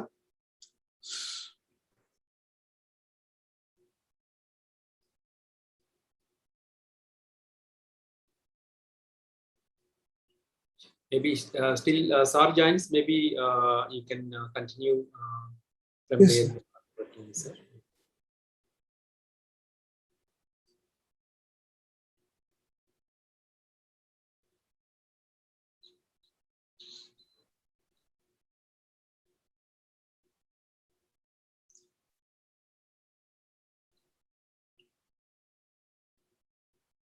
In fact, sir, there are during our sessions there are some wonderful experiences. One young participant, she shared her I asked her how she came across Krishnamurti and his teachings, and she said, there are lots of thoughts in the mind, and she was actually a lot of agitated inside, and I believe she held in. Sir, may I interrupt? May I interrupt you? Please, sir. Please, sir. Sir, he has declared that talk is finished now. The Arvind Shukla's mobile is also out of battery now. So he not. But here, sir, here. Some other day. You please continue, sir. Yeah. Yes. And she shared with us that there is one in the television, in the TV, that some. Prabhakar Garu, can you please move them? Prabhakar Garu, yeah. And she shared with us there is one spiritual person who told that if you listen to Krishnamurti's video, your thoughts get automatically slowed down and later vanish. And she has listened, I believe, from the YouTube 1 or 2 videos, just listening. The very listening brought lots of insights into her. And the very thought process first slowed down, and later lots of thoughts have been vanished. And it's a wonderful experience she shared with us. There is another lady who shared from Hyderabad that earlier she used to go to one particular religious thought and all, where a particular method or system has been brought in, and she has been suffering a lot. And the moment she came across this Krishnamurti's video or this text, and what happened is her thoughts first slowed down, later clarity started emerging. So, sorry, Krishna. Sorry for interrupting. Please, sir. Please, sir. Please, sir. Please. But we have collected with another source. So, sir, yeah. Sir, will it be on the video or in the audio, as you wish? No problem, sir. Video, okay? Video. No, I will close the video so that it lasts longer. And stop the video and do it in audio. Yeah. Yeah, please, sir. Please, sir. That will be fine. You ask the question. Next question. Next question, sir. I'm going to yes, sir. The next question is. Yeah. Yeah, we are able to listen to you, sir. We hear to you. Yeah. Shall I? This is from the Mahesh, sir. Mahesh. Question is, if one decides on how to live for the rest of life, doesn't it come under conditioning?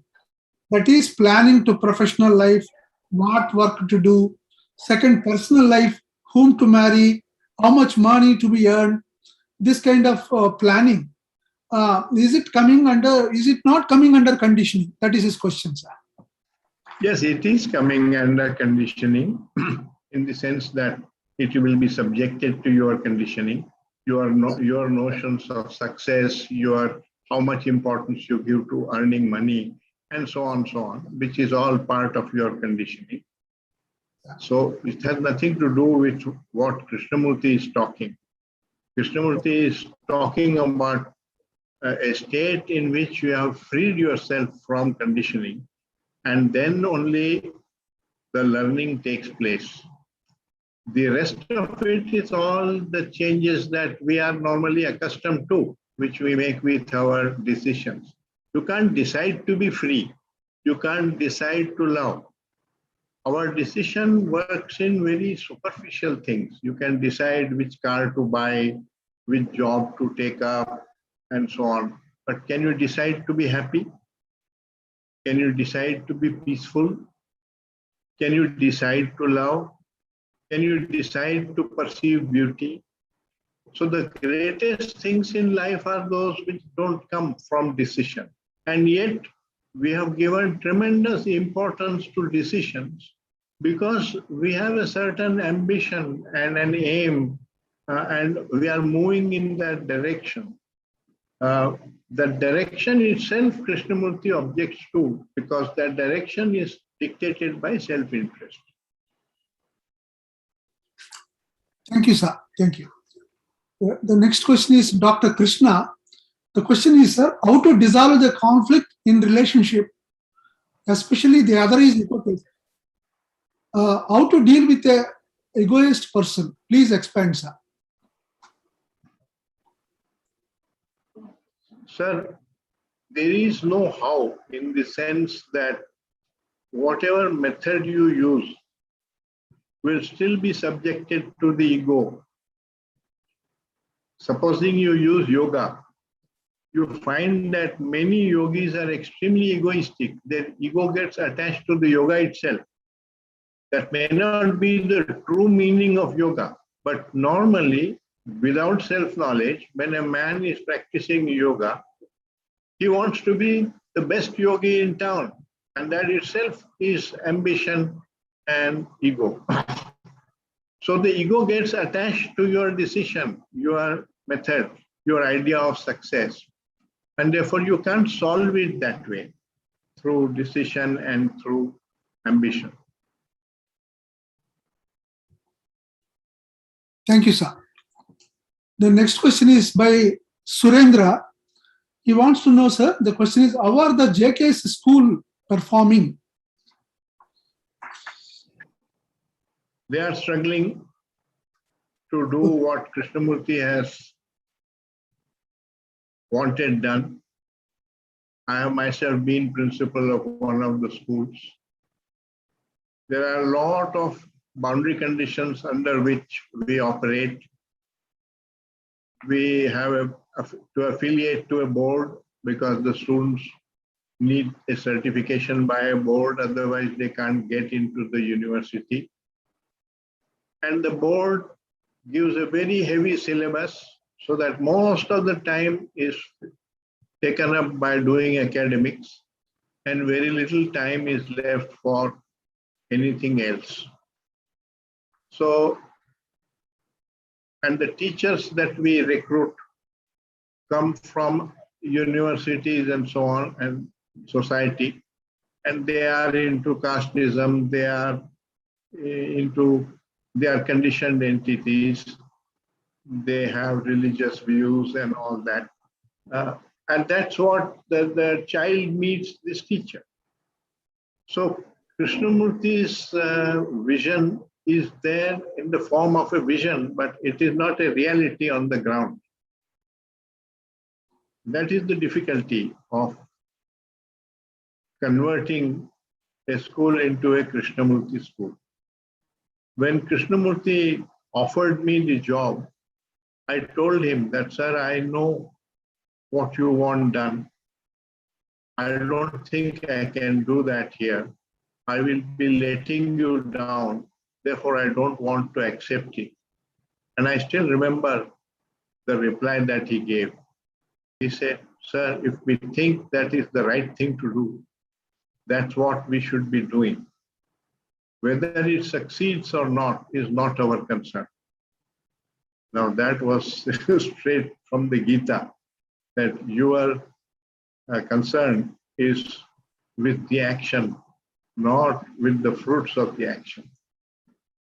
So I said, yes, I agree that the way you have pointed out children should be brought up. I am convinced that that is the right way to bring up children. I'm only saying that I don't think I can create that atmosphere here. But he had already replied that we must attempt that, even if it doesn't succeed. You see, there is a definition of right and wrong, which is not based on success or failure. The politician and the businessman, their definition of right and wrong is that which succeeds is right, that which fails is wrong. The religious man's definition is if the action is coming from the ego, it is wrong, even if it succeeds. And if it is coming from a state of love and compassion, then it is right action, even if it fails. I'll give you a question which you can think of. When the Buddha left his palace, his wife and child, and went into the forest in search of truth, to free sorrow, the world from sorrow and so on. If he was doing it because he wanted to disentangle himself from his family responsibilities and he was finding it troublesome to look after his wife and child, then it was a selfish action. If he was doing it out of concern for the sorrow of whole of humanity, then it was a right action. Nobody knows what was the state of mind in which he did it, but it's the state of mind which determines whether that action is right or wrong, not the result.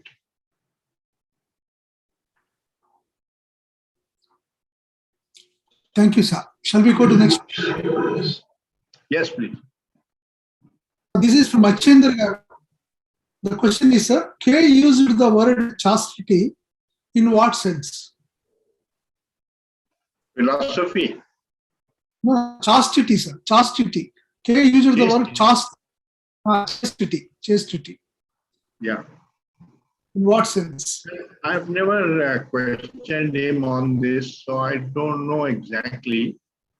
But my guess is that that which is pure, that which is not corrupted is chaste.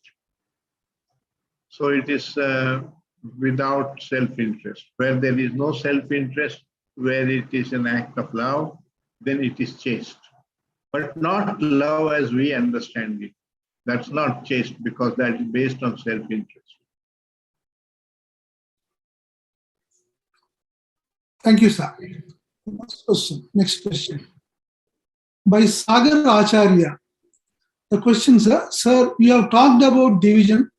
There are some new religions who practice to feel non-duality, a sense of oneness with everything. Is it wrong or selfish for me or for one? It is not wrong.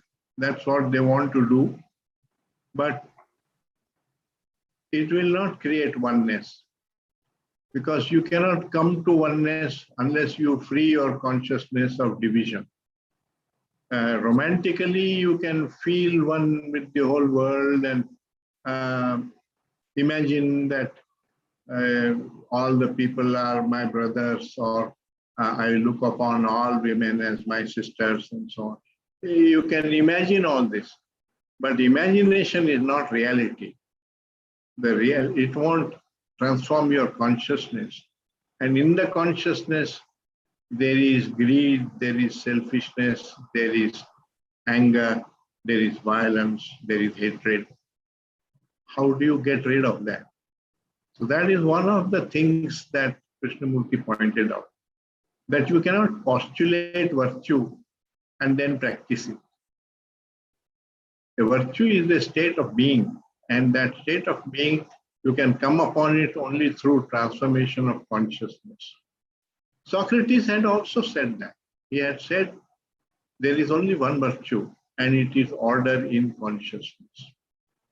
So there have been other wise people who realized that also in our history, human history. But Krishnamurti made it very clear, pointed. Thank you, sir. This is by BVSP Sharmagaru. The question is, sir, what is the place of common sense in free from conditioning? Common sense is the most uncommon thing because common sense normally is all conditioning, social conditioning. Common means what everybody thinks around you, that is common. And freedom from conditioning means you completely dissociate yourself from the past. Look at the greatest human beings whom we all respect and honor. The Buddha was brought up as a Hindu, but he came upon Buddhism or Buddhist teaching where there was no casteism, no animal sacrifice, no selfishness, which was completely different from Hinduism. How did he discover that? How did he walk out of his past? Similarly, Krishnamurti was brought up with theosophical notions. And how did he free himself from that and discover that truth is the pathless land and that there is no evolution, psychological evolution, and that you can't measure spirituality as first initiation, second initiation, and so on. And that there are no stages in spiritual development. So all these great people, they have been people who have broken away from the past. And that is what Krishnaji is asking us to do, which is difficult because it's a creative process. Creativity requires freedom from tradition, complete freedom from conditioning. Only then there is something totally new. All discoveries, great discoveries, whether in science or in art or in music, have come through insights which broke away from the past conditioning in that field. Krishnaji is asking for creativity at the level of consciousness, a consciousness freed from the effect of the past. And that's not easy for man to come to. Thank you, sir. Thank you. The next question by Satish Chaitanya. Question is, can you please talk about the different layers of consciousness? Different areas of consciousness? Layers, different layers of my consciousness. Layers.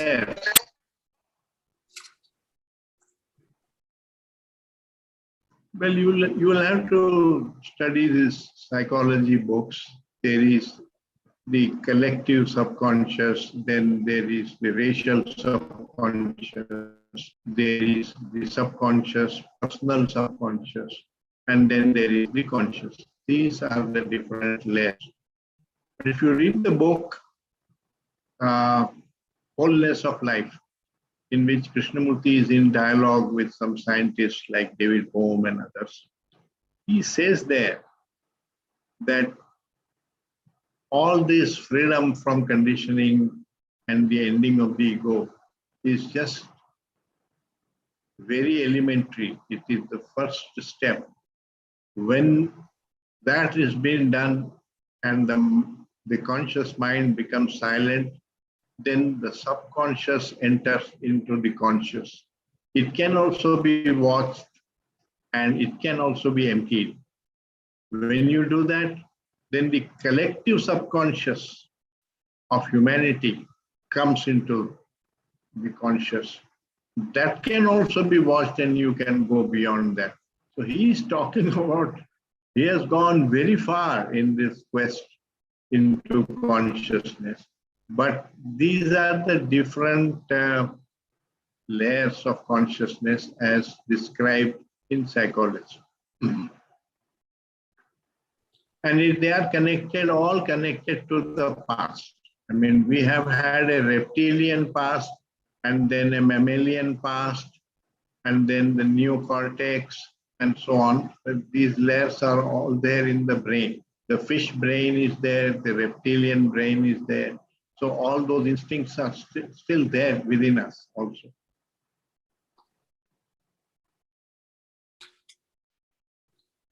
Thank you, sir. Shall we go to next? Yeah, but we also have to set a time limit and end it. Yes, sir. Only 3 questions we go, sir. So I think Okay.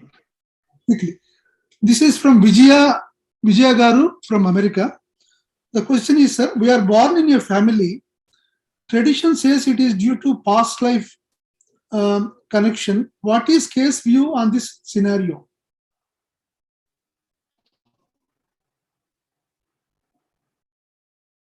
He didn't believe in having views. He said either you have perceived something for yourself and you see the truth of reincarnation, then it has meaning. But you simply believe in reincarnation because you have read about it and somebody has said that and you like the idea, that has very little significance. It's all only at the level of imagination and speculation and like and dislike, which is nothing to do with wisdom. So he wanted that one should perceive the truth for oneself. Otherwise, you are believing in reincarnation because you feel some kind of that it's good for you because you will still come back and still have a life. And that's just a hope, not a truth. Yeah. Well, just 2 more, sir. Small. Priyanka from Vijayawada. How to deal with hesitation or shy to talk? The general questions, I think so. No, ask again. How to deal with hesitation or shy to talk? Shyness and hesitation. It's good to be shy. It is good to be hesitant because it shows that you have doubt. You are not too sure. The greatest criminals in the world, the dictators, have been people who have been extremely sure. Hitler was very sure of his views and that Jews must be eliminated. They are a scum on the earth and so on. And so is the terrorist and so on. So this certainty comes from narrow lack of vision and understanding. The man who has a doubt, lives with the doubt and hesitates, he is probably humble, he is probably not sure, and that man has a greater probability of discovering the truth. Thank you, sir. The last question, sir. The last question by Surendra. The question is, has not JK teachings become feeble over time? Do you hope they will live on? No, the teachings have the power of truth behind them. So they will never become weak. It is we who become weak. We who start saying this is impossible, it cannot be done, it's not practical, and so on, because we really don't want to give up our investments in in the life that we are leading. And there is that famous Hindi poem, इस पार प्रिय मधु है तुम हो, उस पार न जाने क्या होगा. On this shore, beloved, you are there and there is honey. I don't know what there would be on the other shore. So you don't want to leave this shore. That is the difficulty. And Krishnamurti, when he is asking you to transform yourself, we don't want to transform ourselves. We want that in the existing state in which we are living, only pleasure should come and the unpleasant things should end. And that is basically the ego operating very cunningly to improve the conditions of one's own life and cut down on the miseries. So long as the ego is there, the larger miseries never end. Thank you, sir. Thank you. You're welcome. Thank you for your the very detailed talk on the topic given. And even though some technology interruptions are there, we are really grateful to you. You have tried twice to reach us again. And we are all thankful and grateful to you, sir, for your valuable we talk. must really thank Arvind. He came all the way from the study center or wherever he was and helped me, because I didn't know how to do this, to connect to another source and so on. Thank you, sir. Actually, Arvind was also. I'm sorry about these interruptions, but the internet here is a bit weak. Yeah. Thank you, sir. Thank you very much, sir, for having accepted. You're welcome. And we are all moved by your rich talk. Thank you very much, sir. And similarly, all the participants, both India and abroad, for making it possible on our 100th Zoom session. Thank you very much, sir. Each one of you. Thank you, sir. With Thank this, you, sir. Thank you. Good night.